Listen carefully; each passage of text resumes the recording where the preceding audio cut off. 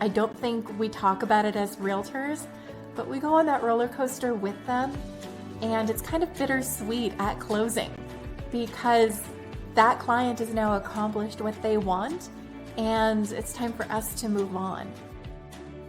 It's important to me. It's part of my mission that my clients know and understand that they're being heard, that their needs are being listened to and they're being met. In my business, it goes really quickly and it becomes very transactional. Contracts, documentation, and television has kind of glamorized it, but it's taken away the true personal experience of home.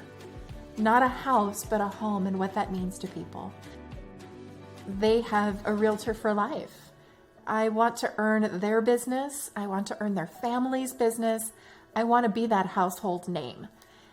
But I also want to make sure that they have a lifetime experience and memory that they can keep.